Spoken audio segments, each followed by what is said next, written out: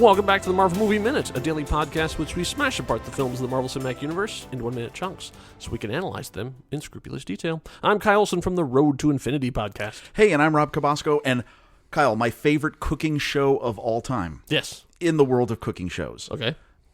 Not Hell's Kitchen. No. Good Eats. Good Eats. Oh, I loved Good Eats. Right. We watched all of those when those originally aired. Alton Brown, Yep. Amazing creativity. Alton Brown, if you don't know him, I think Good Eats is back now. He's doing a revival of Good Eats. Yep. He's been a host on multiple Food Network shows. But one of the great things about his history is that he was a filmmaker. He really was a budding cinematographer, director, wanted to do all this stuff. So he took all of his creative ideas and put them into the show. It's like almost a Pee-wee's Playhouse of cooking shows. Yes. Because multiple characters and they recur, and he's teaching you something at the same time as like just doing showing you a recipe. He's teaching you the science behind it too. So there's a little Bill Nye the Science Guy. It was a great show. So one of the things I find is interesting about his history is that he talks about, there was an interview he did, you can find it on Reddit and a few other places. He was talking about the different camera techniques that they would use on the show. Mm-hmm. First couple of seasons, his cameraman who specialized in Steadicams left to go work on feature films. Huh? So when that happened, they had a gaping hole in the technical expertise of production, so they stopped using Steadicams. And if you notice, he talks about this, he went to using rails and sliders. Mm-hmm. Yeah. And one of the things that they would do is that not only would they use these rails and sliders, basically something like that you'd put a camera on that would just let you slide on a single plane. Yeah, if you see any behind-the-scenes stuff of movies, it's where it looks like train tracks. Right, like exactly. The camera rolls along on a little special car. Or even the sliders where it's on just a little sort of attachment, a mount, and it's just giving you maybe a few feet of movement. Yeah, nice and smooth and not have to worry about that shaky cam thing. Exactly.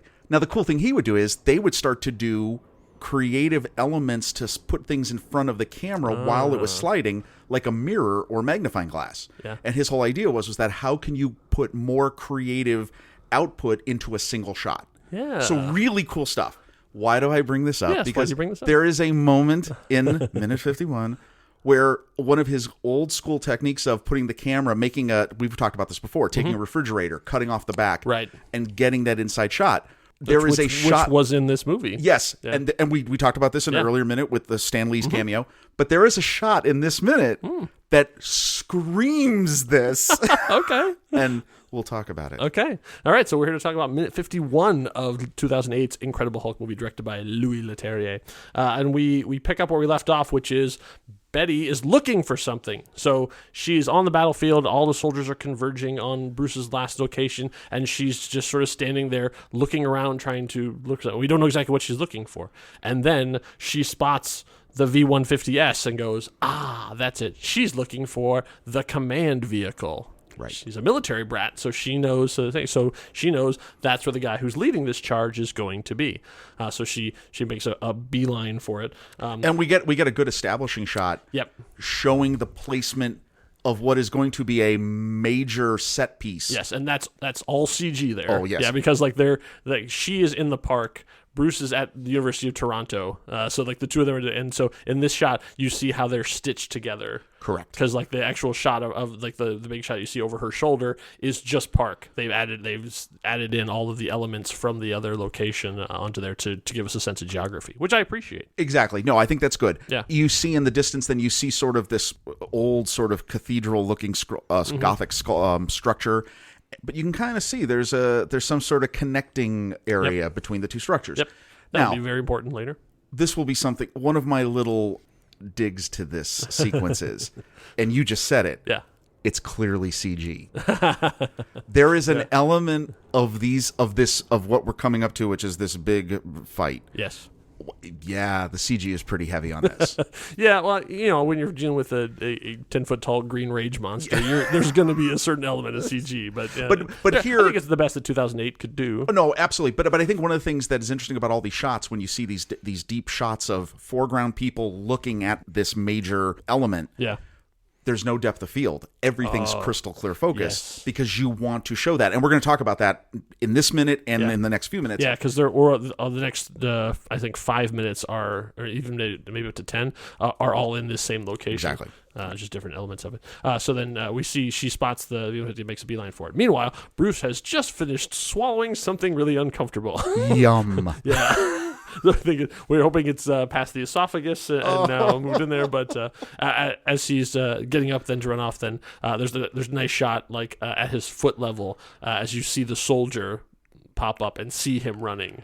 It's a great shot. And wonderful shot. Yeah, and this is the exact sort of reverse of what you're talking about because all the action in the front is blurred because he wants to have that nice clear focus on the soldier as he spots Bruce running away. This would be shallow depth of field because the whole back is focused. Now, as I just said that, then this shot is perfection. Yeah. Because you get to see it all. You can totally see how, once again, our hero Bruce Banner has enormously bad timing. Yep. When it comes At least he didn't make eye contact with us. No, there's no eye contact, but still, he almost escaped the view of the soldier. But no. Just not quite. And that's a great shot. Okay, so at this point, Bruce knows the bad thing. Like we talked about it a little in the previous minute.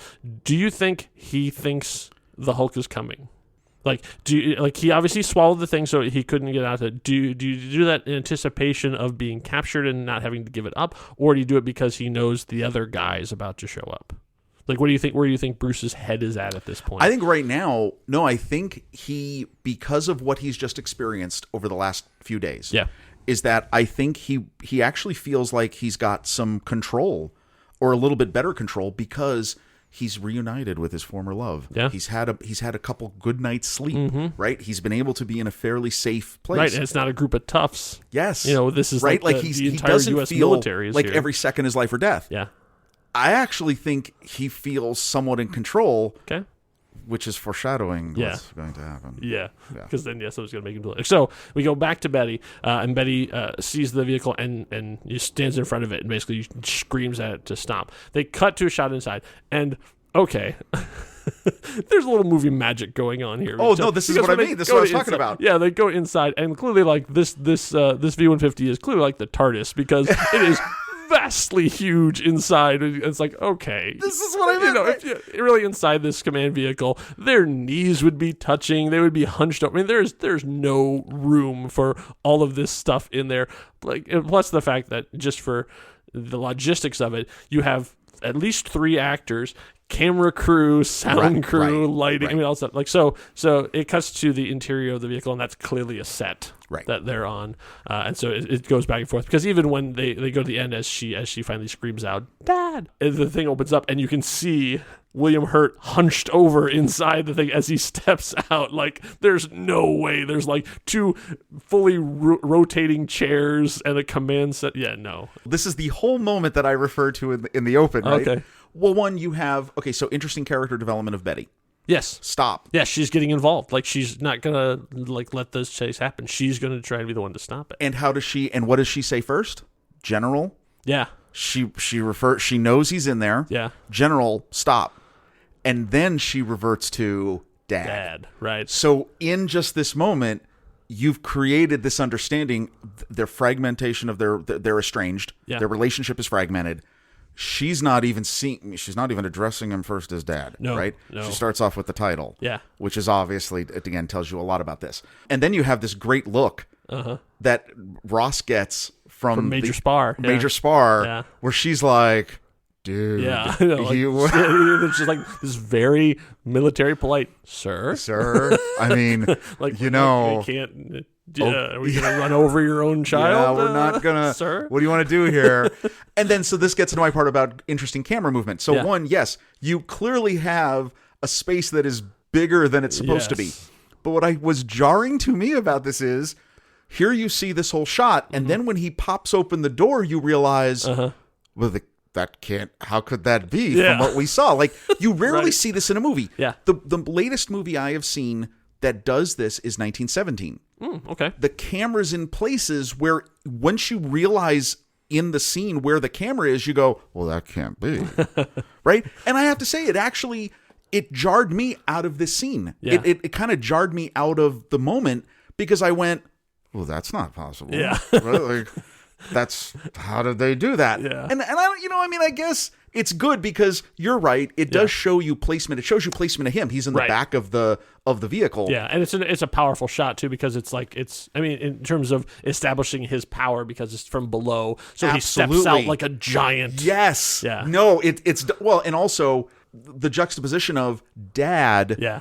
And this image is not a father figure. Right. Right. So the story is being told. You could have done almost the Star Wars version of this, where she walks around the back of it, and we had a shot of her, and then you shot of because we see that the link comes down. Oh. So you could have had the ramp coming down, and it opens up, and there he like expands outwards, like General Ross is here, right out of the shuttle in the hangar bay. Yeah, exactly. like Vader, coming down, just we could have some smoke ad. But then if this was the Monty Python version, she would be standing too close. She'd get hit in the head with the door, and then yeah. Like,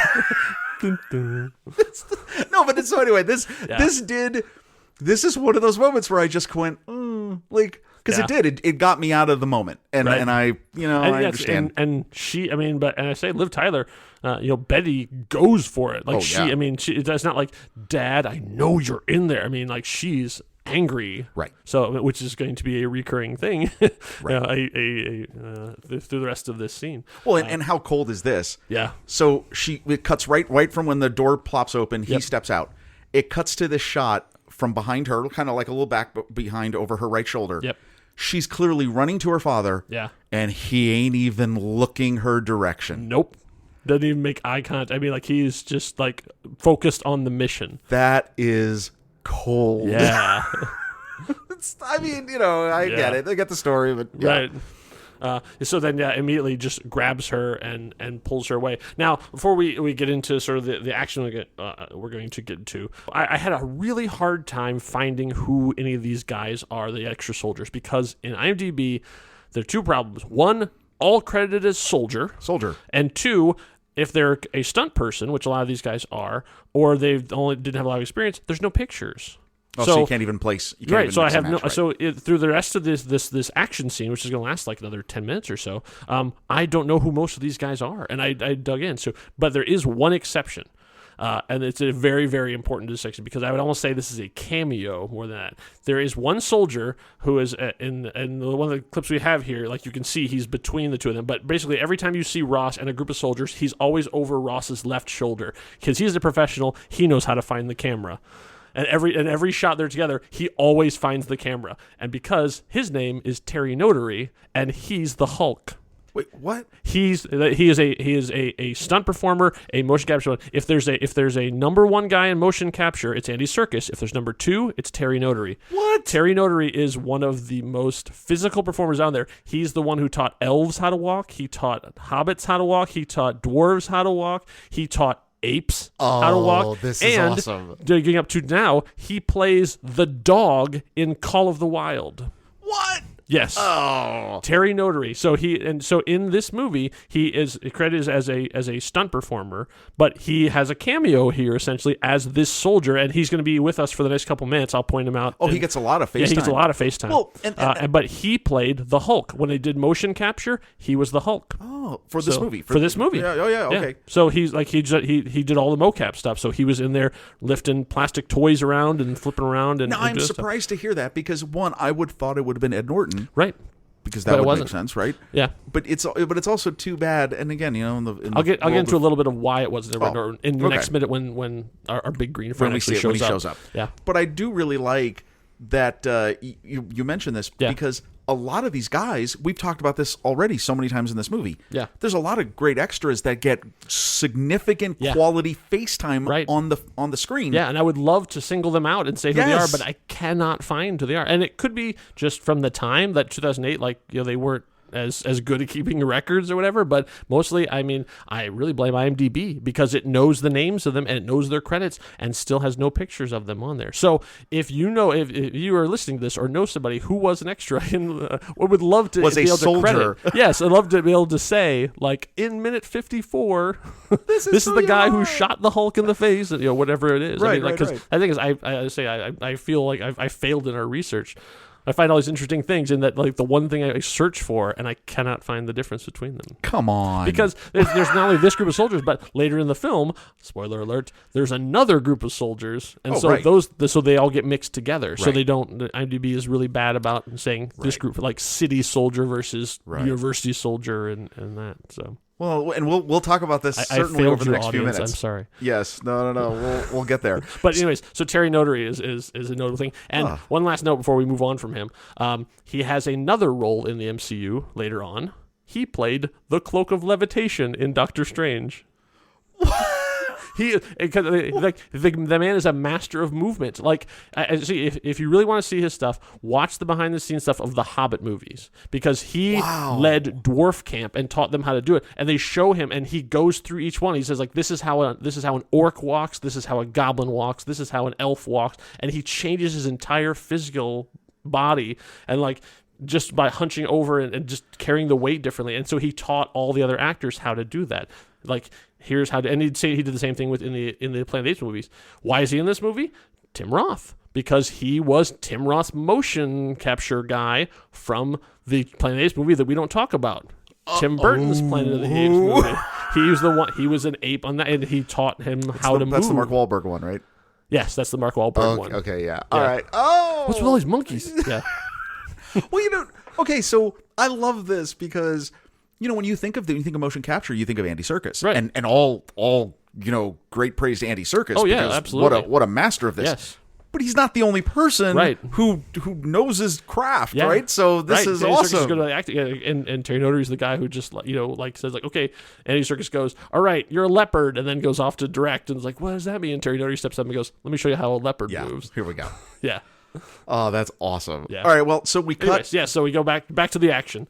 So we have Bruce is in the overpass. All right, so I'm going to talk a little bit more about the overpass in 52 because we get into a lot of it. But he's trying to get away, so he's going from essentially the library, which is on the left, and so he's running across the way. Now, there's a little bit of cinematic magic going on here in that we see where Ross and Betty are and where Bruce is, and it's really far away, and yet they seem to be following the action precisely. So I mentioned this, like, there's a part of me now, this shot that I'm talking about is gorgeous. Yeah. Because, and this has some depth of field, like because I mean, perfectly composed. Yes. Ross is in the left third of the screen. Yeah. Betty is in the right third. Yeah. In the middle is this beautiful, manipulated shot of the structures. We see the impending storm cloud coming in because, once again, storms and the Hulk. This is why you hire Peter Menzies Jr. But the one thing that I do love about the shot, even though it's ridiculous, the crystal clear clarity of the structure, the pathway, and you can see Bruce Banner's figure clearly running down the thing. Like, that's impossible. That would not happen. No. But in terms of, I keep always saying this, telling the story, what a great establishing shot for the viewer. You see where everyone's, I see where this is going. And I think it is a great shot. Yeah. It's ridiculous. Yes. But it makes sense. And it's just the fact that they could actually follow the action that closely. So he gets to one set of doors. There's a group of soldiers there. They close the door. He runs back. The other one, the same soldiers are following there. They found him. They closed the doors. So now he is trapped in this overpass. So then Ross calls out, put 2 canisters in there. So these guys are using the Def Tech 40 millimeter multi-launcher. We don't know exactly what the gas is, but it's some kind of knockout gas, we're assuming. So they fire 2 canisters, one each, into there, and it breaks through the glass, and that's where the minute ends. We don't know what exactly going to happen with that. Like, it's just, they basically like, here's some party favors. Whee!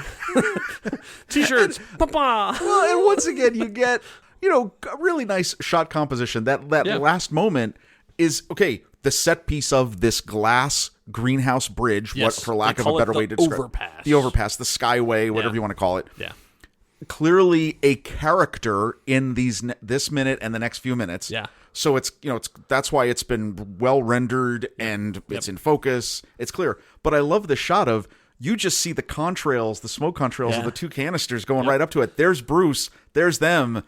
This is a soup that's going to explode. That's right. Yeah, this can't end well. So, right. Hey, but I gotta say, before we find out what happens in Minute 52, pretty good plan. Like, I mean, Ross, like he had those guys ready. Like, he had gas canisters and stuff too. But it's same time, like, if you shoot the Bruce Banner with gas in a park, he just walks away from it, but you'd have to have a contained thing. So Ross sees an opportunity and goes, "Oh, now's the time we can use the gas." Like, so these guys were just like, nobody's going to use us. We're running through the university, and then all of a sudden, hey, have we also Steve? It's our big chance. Good thing we got our gas launchers. Now, should we also examine the lack of good planning on Bruce's part? Had he not taken a moment to swallow a USB drive? Yeah, he probably would have gotten away. Yeah, very true. But we do know there were soldiers on the other side of that thing, so even if he'd made it through, he would have run right into them. But I don't know. But anyways, so at this point, Ross, not a bad plan. This is a good plan. Yeah, your daughter hates you, but whatever. Okay. Yeah, but you're gonna get your quarry. So hopefully you'll get your big green super soldiers. I'm sure everything will turn out fine for Ross. And it's good. So join us back here for minute 52 to find out what happens when those canisters get into the overpass. In the meantime, if you want to follow what's going on with us over at XReal, you can do so on all the social media things. We are on Instagram, we're on Twitter, we're on Facebook, and by the time this airs, who knows what other social networks there might be. And you can follow all of the things that we're doing over at MarvelMovieMinute.com. We thank you all for listening. We will see you back here soon. Hope you had a smashing good time. Until next time, true believers. Bye.